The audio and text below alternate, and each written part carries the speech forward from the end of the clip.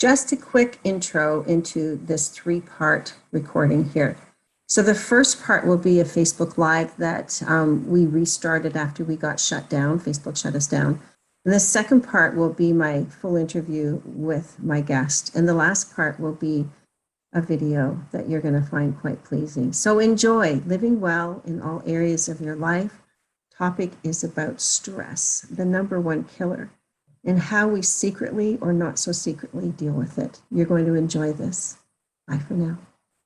We're back again, guys. Facebook shut us down. Facebook shut us down. I don't know why. I just got a message across there that said, Facebook shut you down. So I don't know why, but we're back. And anyone that's coming on board now, please go watch the rerun. Go watch the original one because we're dancing in there. And there's an introduction in there to Bob. So Bob, why don't we just pick up where we left off and let's talk about, our conversations about stress and how you were more sometimes saying you didn't really have a lot of stress, and then you're starting to realize you do have stress. So take it away, Bob. Well, I fit the description that you gave in terms of most males aren't aware of stress or the feelings or that sort of thing. And it's only in the last year that I've become mindful of trying to get in tune or in touch with my feelings and how I'm responding or reacting to the things that are going on around me. Simple stuff. I've noticed that I will start to hunch my shoulders when I'm getting stressed. And I realize now that I can be stressed by something as simple as when I was setting up to do this broadcast, scrambling to find the headphones. Well, the cable barely stretches to my computer for me to be able to sit properly. That was ticking me off. Deep breath. When it comes down for myself, everything starts with slowing down my breathing, which comes out of the yoga practice that I started about 2 years ago. But beyond that, I guess, well, of course, stop me, Judith, if I'm starting to ramble. But in the workplace, I count myself lucky. I think I have a job which is generally not particularly stressful. But sometimes there will be, many different people will ask me to do several different tasks, all with the same deadline. Mm. And initially it's, oh, sure, I can do that. Oh, I can do that. Sure, no problem. And then as the day goes on, it's like, oh, darn. Oh, day's coming to an end and I promised this person. So what I've learned about myself is I should stop promising before I slow down. I should stop promising to do something or to agree to something before I slow down first and really take a careful look at what I've been asked to do. So how would you do that then? Because recognizing that you've taken on too much is a gift. Women don't have that gift. As I said, we've been trained to just keep doing it. At the end of the day, if there's anything in time left over for ourselves, that's fine. But women have been trained differently. So how are you recognizing that in yourself? You know what? I'm really not sure. When I started thinking more about how I'm reacting to the things going on around me, in the workplace, for example, there's certain pressures where I have certain job responsibilities. So if people ask me to do something within my job responsibility, I can't sit back and say, oh, I don't feel like doing that right now because I just don't feel in the right frame of mind. I do need to deliver. However, what I noticed is sometimes the people asking me to do things that are within my job responsibility, they wouldn't specify a target date or a delivery time. So I slow down and I go back to them and say, when do you need it? And I tell them I'm asking because I have these other things that need to get done. Yep. And again, I count myself fortunate. I'm in a work environment where the people that I deal with, they're mindful of the need to work as a team. So that's really good. Once again, that's really good. Yes. The team is really good. And I want to jump back to in the beginning when you talked about recognizing some of your stress, that you started to do breathing through yoga. And I too practice some yoga and understand that the breath is the key. I mean, the first thing we do when we come into this world is take a big deep breath, and the last thing we do is release the breath. And so in between that, breath matters. So talk a little bit about that, about how you recognize that and what you do about it, the breath work. Well, full disclosure, I feel that I feel that I don't do this very well. I don't automatically, stress happening, breathe and slow down. No, it doesn't happen that quickly for me. I'm still working on my breath work with yoga practice. Yep. So when I recognize that, oh man, there's a lot of stuff building up here, I sit down in a comfortable posture and I try to visualize the air molecules going in and out of my lungs. Perfect. And I had a recent example of needing to do that. 2 days ago, a very dear friend of mine who lives out of province got injured. And she lives alone. And I was very, very worried about how she was going to manage. And I found myself having a very hard time to concentrate at work. But at the same time realizing, well, my worry isn't going to help. I'm 3,000 miles away. She does have friends who live close to her. So, but again, there's a dear connection there. And yep. For sure. Yeah. Anytime it's personal, right? Anytime it's something personal, we go into stress mode because we want to fix it, whether it's with people, friends, family, animals, we're instantly stressed. So so then you realize that you're so far away that you couldn't do anything anyway. And you realized you were highly stressed then, right? Right. So I would sit at my desk and, pardon my language, F it. I'm not going to do that spreadsheet task right now. I'm just going to sit and I'm going to turn on music. And I don't do chair dancing, but I do like to sway to the music. So I just crank up the tunes so that I couldn't hear anything, and that was kind of like a temporary stopgap. And then later on in the day, I was able to communicate with my friend and see that she had a plan in place with her friends close by, and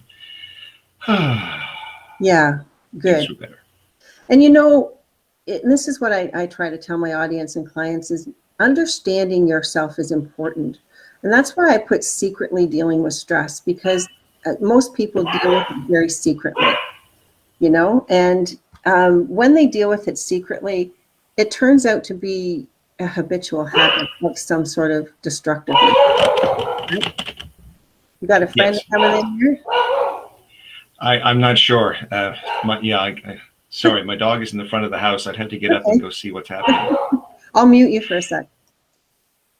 So when we don't understand that we're stressed and we don't have answers, we usually do all of the above or one of the above: the drinking, the sleeping, the eating, the avoidance, right? The covering it up, pretending it doesn't exist. And then that is number one health, physical health, that it starts to manifest in the body somewhere.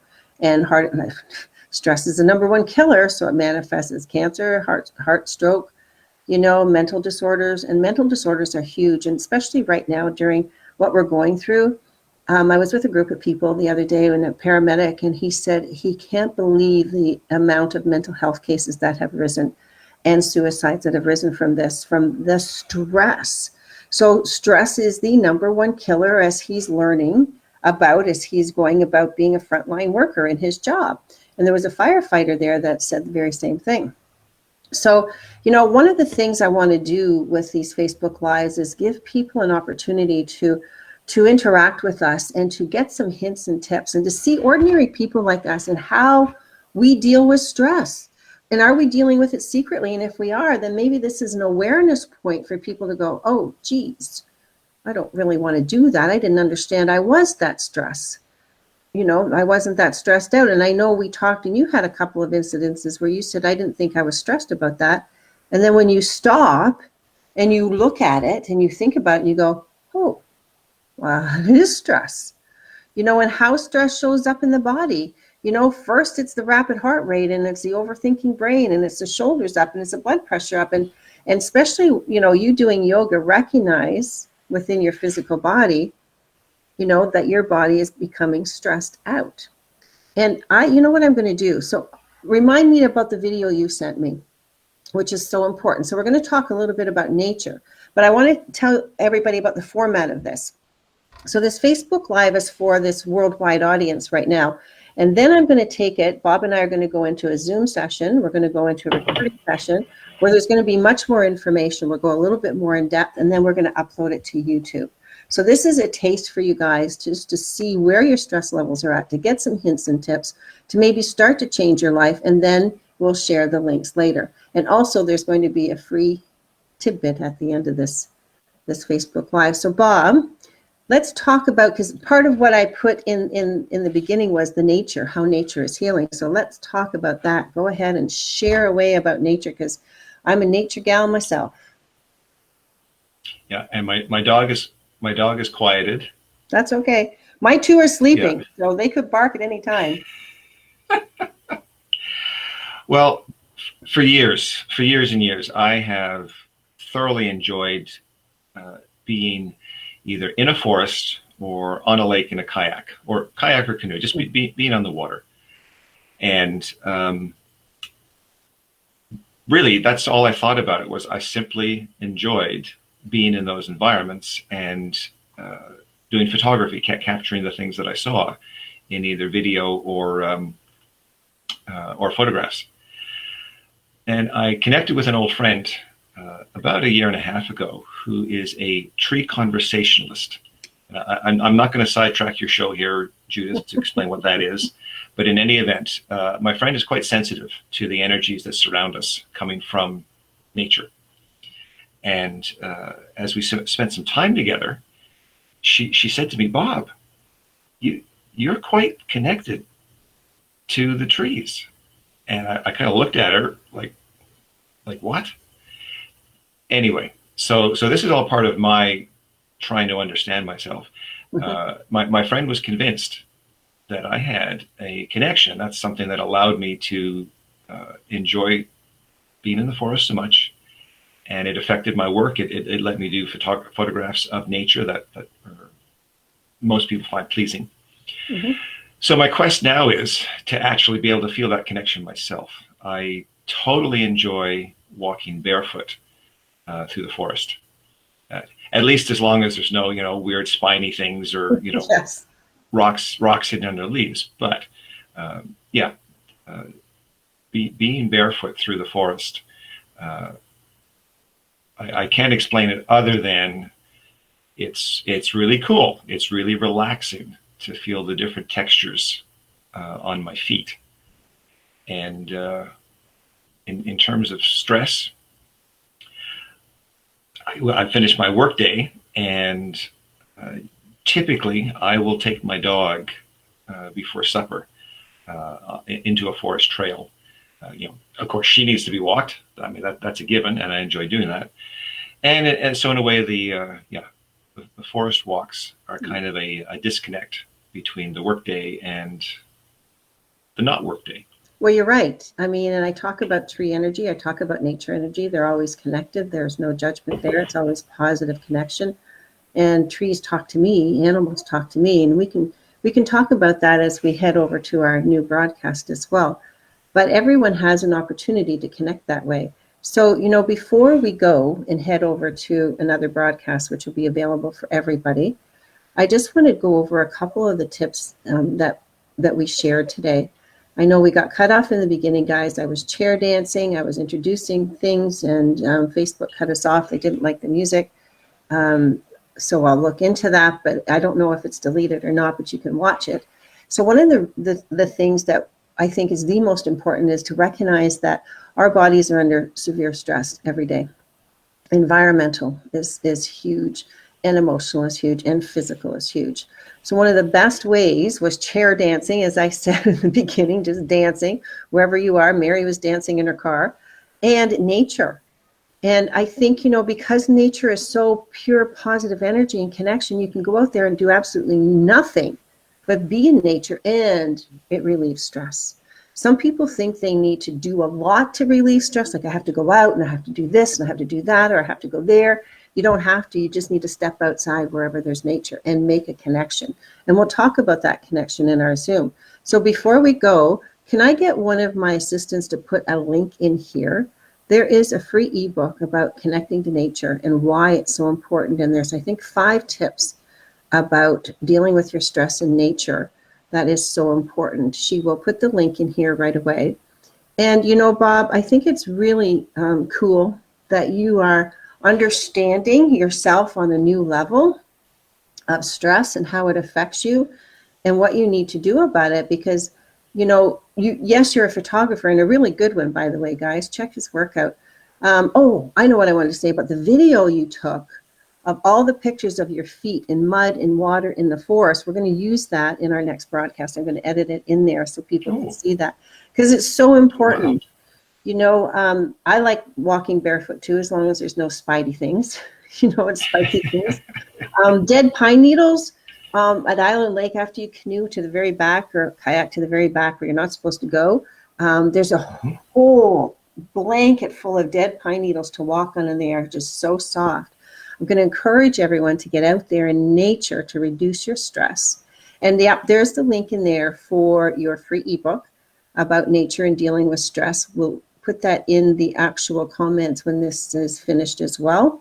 And so everybody, thank you for joining us to our broken Facebook Live, because Facebook kicked me off in the first place. And thanks to Bob, who willingly came on to talk about different levels and areas of his stress. So thank you, Bob. Thank you. You're welcome. And we'll look forward to getting on to our next broadcast, and I will absolutely share all the links with you guys, because everyone deals with stress. Everyone has stress, not everyone deals with it knowingly. They secretly don't know they have stress, or they secretly deal with it. So thanks, everybody. Enjoy your day. Make sure you get out in nature. Make sure you do a little bit of dancing or swaying as Bob sways in his chair. It doesn't matter. It's still called dancing. Have an awesome day, everybody. We'll see you soon. And don't forget, less stress, better health. Live well, guys. Hi, everybody. Welcome to the Living Well series about stress. So I'm Judy K. Martini, your mind, body, soul practitioner with Living Well in every area of your life, body, soul, and mind.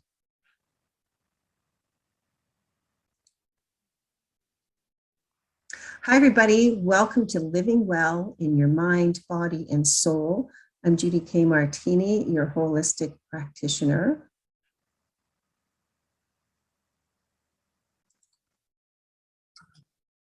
Hi, everybody. I'm Judy K. Martini, your mind, body, soul practitioner, and welcome to Living Well in all areas of your life. This whole series of Living Well is about stress, the unknown and the known stress. We all suffer from stress in one form or another. Some of us understand how much stress we're under, and some of us do not. You know, the saying that stress is the #1 killer is absolutely 100% true. It is the #1 killer, mentally, physically, and emotionally. Mental health is on the rise because of stress. Physical ailments and death are on the rise because of stress, because once stress enters the cellular structure of the body, all types of disease happen: heart, stroke, cancer. And then the emotional stress we're under, especially during these changing times, we're not coping very well. We really aren't, and we think we are. And that's the secret part of how we're secretly suffering with stress, because some of us aren't even aware that we're stressed out about things.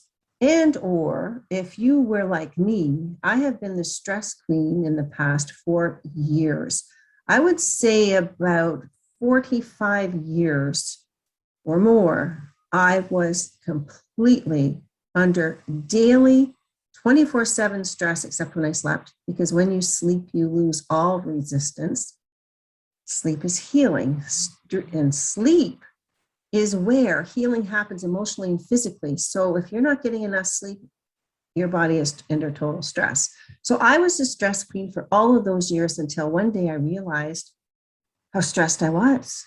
Blood pressure was up. I was constantly in fight or flight. I was talking fast. I was trying to do multitasking at the same time as living life, trying to get everything done because I was told that that's how I should live. So when I began to recognize how stressed I was, I started adapting new ways of dealing with stress in my life. And today we have a guest, Bob Smithson, who's going to talk about the stress levels in his life, how he didn't recognize that some of these things he was stressing about were stressful in his life, some of the ways that he deals with stress. And it's really interesting coming from a male perspective, because let's face it, guys, women, how many of your males or males that you know talk about their stress levels and what they're trying to do about it? Other than I'm headed out for a drink with the guys, or I'm headed out to the golf course, because that is how they unknowingly deal with their stress. So in the meantime, if you have a pad of paper beside you, start to jot down ways in which you are stressed, whether it's kids, family, pets, job, impending things that are happening, physical. You know, there are so many things we could look at that we're not even aware of that we're stressed about each and every day, all day long. If you hear a beep, beep, beep in the background, it's because there's condos being built like way over on the other side of the block. And all day long, multitudes of trucks that are backing up with that beep, beep, beep, beep stresses me out. Of course it does. And it's that minor tone. It's like the fire trucks or the paramedics, you know, the ambulance. The minor tone really stresses the body out. So how do I deal with that stress? Turn my music up, leave the house for a while, but it starts at 7 a.m. So do I tune it out? No, you can't tune out that sound because it's resonating deep within the body. So I tune it out by turning the music up or leaving the house. So those are some of the ways that we don't understand we're being stressed, but we are. Let's bring in Bob, because we're going to do some conversations with Bob about living well in every area of your life and dealing with stress and how we do or we don't recognize it. So I'm going to bring in Bob right now. And Bob's going to join us to talk about some of the things he's learned about himself. You know, about that he thought he was stressed about something and then he didn't think he was stressed about something, and some of the ways he deals with stress, some of the things he didn't know he was stressed about.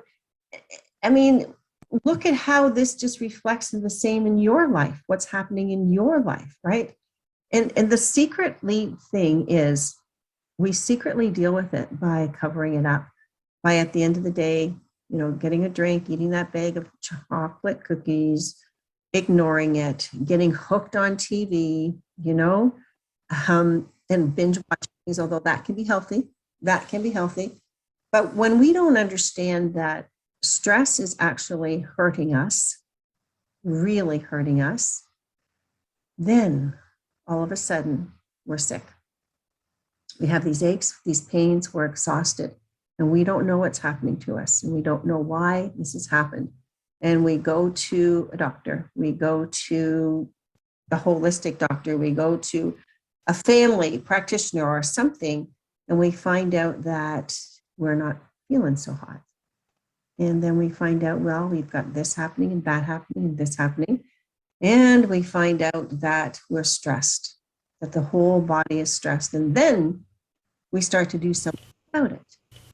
But then it's almost too late, because the physical body now, and I never say too late, but too late to immediately address the problem, because now the physical body needs to be addressed. And if we had addressed the emotional, mental part of the body, the physical body wouldn't show up the signs. So we're going to talk about that. Bob's having some problems getting in here. No, I'm just going to push pause for a minute. I would say it's a good. Okay. Okay, we're back. Bob's finally got on. You know, technical issues can bring lots of stress.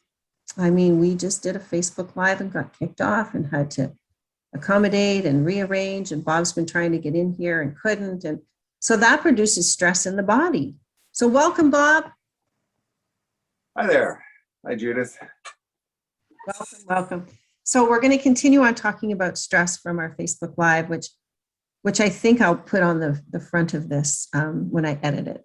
So anyway, Bob, we talk about secretly not knowing about stress or secretly dealing with it. And the stress we just had with these Facebook Lives and these Zooms, you can tell your body's like pissed, right? Like, Yeah. Yeah. And that's stress. And so Me across my collarbone. Yeah. I know it's like, why isn't this working? How come it's not working? I got to get it working. Judy's waiting. Oh, I got to do this. I got to do that. And I got to go. And, so, which, we could go into a whole topic of how technology has stressed us out totally, right? Like the seniors. Oh my gosh. I was at one time going to teach a course on how to use your ordinary phone for seniors because they don't know how to use it. I have an 81-year-old accountant friend who constantly calls me and says, can you show me how to do this and that? So technology is extremely stressful. And yet when it works properly, it can be a stress reliever. So let's talk a little bit about you, or a lot about you, and talk about when you started to recognize that there was some stress in your life and some of the things you started to do about it. So take it away, Bob. Wow. Okay. So I got into yoga practice approximately two and a half years ago. And that was partially in response to learning that I had a mild hypertension type condition. And I feel very mild. The nurse said that, you know what, I had come to her 6 months earlier. She wouldn't have even seen me because Health Canada had different criteria that not the need for prevention. Anyway, my point is very mild hypertension, however, needed to be addressed because of the long-term detrimental effects of hypertension. So I started yoga and very quickly found that I enjoyed it. Like it seemed to be my thing, so to speak. From that yoga practice and the many things that yoga practice does regarding becoming aware of your breath, that's where I began to notice, oh, wow, I am breathing pretty shallow, or when things are ticking me off, oh yeah, shorter, puffy kind of breaths. So that would be the first thing that I began to notice. But the other thing, as you mentioned in the Facebook Live, secretly being stressed or not being aware of being stressed. There's been many cases in my life where friends or acquaintances have commented to me, Bob, you seem so calm in that situation. How do you do it? And at the time, I kind of sort of laughed it off. Like, well, I didn't do anything. I just didn't really feel stressed. Wasn't aware of it. So I guess I could maybe make a little bit of a side joke and say, in a way, yoga made me realize how stressed I am. Yeah. However, no, of course, it's a good thing to be aware of that and to be able to deal with it. Being active, I've always been generally active. But what I find is things like going for a bike ride or a strenuous paddle because I'm feeling stressed or fed up with a particular thing going on. Those things have only ever been temporary band-aids. When I come back from the lake or get out of the forest with my dog, the problem is still there, or the thing that was stressing me is still there. Yeah. So what I've recently become mindful of is I need to slow down my thoughts about what is going on and try to visualize the situation in either steps or smaller chunks, and then think carefully, okay, that step there, I need to figure out how to correct that step before going into the next one, before thinking that the world is coming to an end. Yeah, slowing down and thinking carefully about the various stages or the various things that are happening in a situation. Yeah, that's a good one. And we're not taught that, are we? We're not taught to slow down and think before we act. We're very reactive. And I say one of the heightened values or constitutions of spirituality or being more enlightened is to never react, but learn to respond. Because we respond from a place of calm, we respond from a place of logical, calm, intuitive place. Reaction is already about the built up stress, the built up value systems, belief systems, anger, bitterness, resentment, unforgiveness we have inside of ourselves, triggering us to instantly react to something. And, hypertension is huge these days, although the numbers are a bit askew. They actually 5 years ago raised the numbers up from normal. They wanted everybody to be a 128 or 120 over 80 to be normal. And that's just not the way normal human beings are. So anyone over the age, I think, of 50 now, 140 over 90 is acceptable. So, blood pressure is the number one thing that is on everybody's minds. And most people over the age of 40 are on blood pressure meds because of stress, because we're not dealing with it. We're not recognizing it. So for you to recognize, from that nurse saying, oh, you're a bit hypertensive, you took an action step where most people would say, well, give me the pill. Give me the pill, or I'm just going to ignore it. I won't take on so much stress. But this was stressful trying to get this Zoom together. So we took it on unknowingly, right? So, and then how do we bring ourselves back to our center? And one of the ways you talked about is the breathing. And breath is so underrated, Like I've said before, when we come into this world, we take our first breath. And when we leave, the breath is gone. So some of the other things that, when you're right, and this is so cool, because when you said you go out for a hard paddle, you go walking in the forest and you come back and your problem is still there. So you're doing the right things to bring yourself grounded and down a bit. But then the second part is what do you do with the emotions of that? What do you do with the thing that is still there? So let's talk about that a little bit, because you're starting to recognize, and as you talked about, that I'm understanding that this thing has stressed me.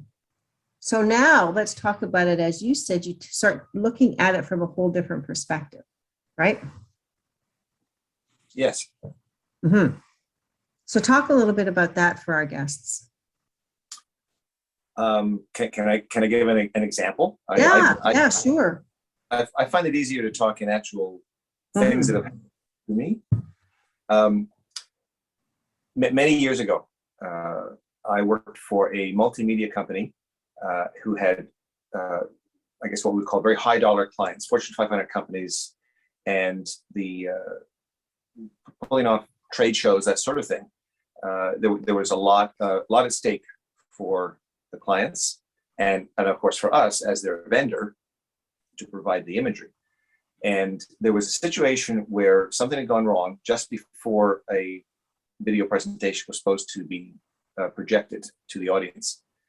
The CEO of the company was backstage talking to the account rep, and myself and the other technician had to figure out a way to get something on the screen any way possible, even if it didn't run exactly the way the technology was supposed to make it run.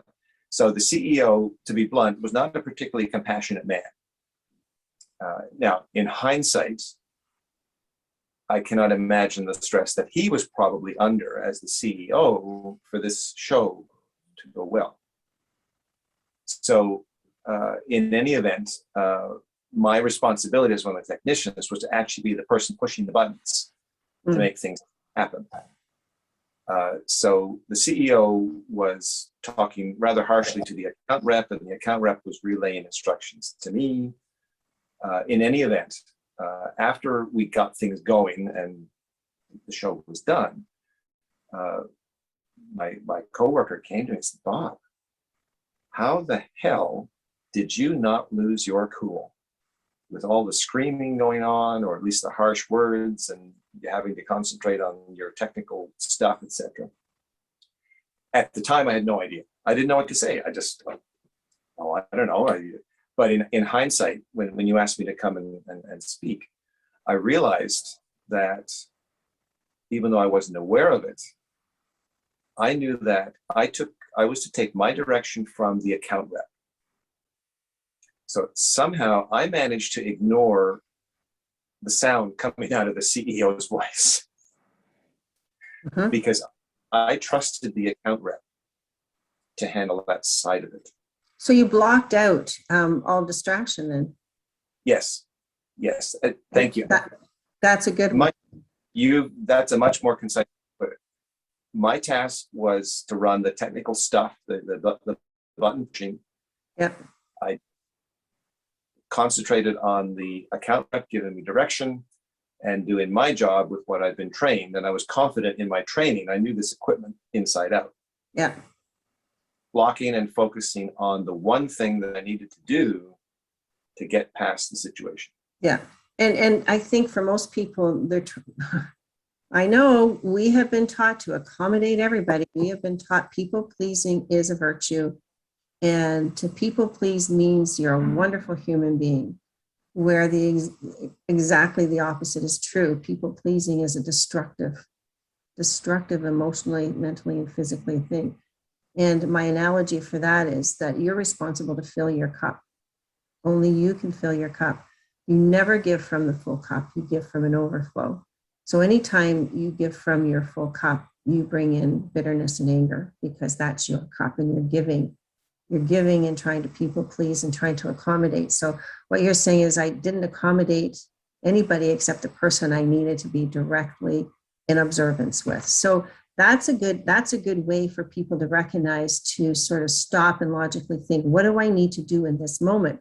I can't please everybody, and I need to block out all distractions in order to make a simple decision. And I think that's wonderful. That's a great example of how people can start to get in touch with how to do that for themselves. And one of my favorite ways that you use for either distraction and or dealing with, because it's both, is nature. You can go into nature with the intention of being distracted for a short period of time and or an intention of, I'm going to release what the hell is going on in my world this past hour, this past day, out in nature and let nature heal me. Because then you're doing 2 for 1, right? You're not just getting a distraction from nature and coming back and having to deal with the problem. You can deal with it and release it and transcend it out in nature because nature's there to help and support because it's always connected to source energy. And, at the end of this, this session here, this Living Well series, I'm going to put a video in that Bob has done. He's also an incredible photographer of him walking in the forest in bare feet. And you're going to love it because it's going to depict something that our ancestors did when they didn't have shoes, for instance, back in the old days where they were constantly grounded to nature and they didn't have the stress except of what to eat, and you're going to love it because it's going to help bring you down a notch or 2, even watching it, just letting the stress level come down. So Bob, tell me what happens when you get out in nature with your stress levels. Like what do you feel like?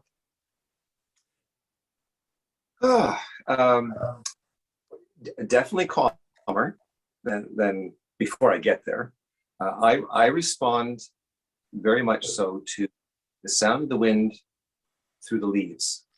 When the leaves actually make that kind of rustly paper rubbing over paper kind of sound.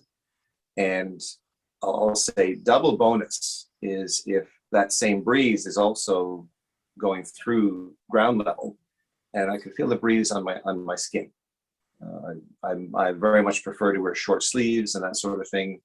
I count myself lucky that I generally am not bothered by bugs, so I try to go either shirtless or short sleeves to feel the wind, breeze, and of course barefoot, the different textures between that nice thick black loamy soil or else the dried leaves. It just feels really cool. Yeah. And what are you receiving from that? What are you receiving emotionally from that? Well, okay, full disclosure, as I've spoken to you before, I'm not very aware of the real connection that I have to nature. We talked about this in the Facebook Live. A friend of mine who is very connected with trees and nature feels that I am very unaware of it. So, Exactly. so right now, I think what I'm getting out of, or why I enjoy so much doing these walks through the forest, is I feel like I'm working towards a goal of feeling the connection with the energies of nature. Yeah. And it allows me to concentrate on what I am seeing right in front of my face, as opposed to, oh, geez, I got to make supper. Oh, you know what? The toilet from my renter is clogged. I got to fix that one again. I just know. I just listen to the sound of what's in the forest going around me. Good. You know, and your friend was right. You just haven't allowed yourself to feel it. We all feel it because we're all human beings with a frequency. We're in an earth suit, but our spirit is frequency. It's always energy. So we're always picking up energy from whatever we're doing, wherever we are, because everything's energy. But you just haven't allowed yourself to allow that energy, to feel that energy move through you or connect with it. Because we've been told that, okay, well, we've been told that we're not shamans, or we have to train, or we're not people of the earth, so we don't automatically feel it, you know, or we didn't come here and live off the land, so we don't feel it. That's a bunch of BS, because we're all connected to the same source, the same universal frequency, and we all have the same heightened intuition. We all have a gift of intuition. We just haven't tapped into it. We haven't allowed it. You know, so for those that are listening and you're thinking, oh, wow, Bob's pretty spiritual there, going out in bare feet and things. Sure, that is a spiritualness about it. There is something very tangible about it. And you're saying, oh, I couldn't do that. I don't know how to feel the wind. I don't know how to do that. Well, going to be because you're too stressed to even think about it. If you just allow yourself, give yourself permission to know that you are a spiritual being having an earth suit experience, to allow you to have all the emotions, all the senses, sensing the wind, the dirt, the air, the smells, the taste. You know, if you're near an ocean, you taste the salt. When you're in a you know, after a rain, it's you smell the mud, you smell the rotting leaves, you smell the moss, you smell everything. If you allow yourself to do that and allow yourself to connect, your intuition will skyrocket.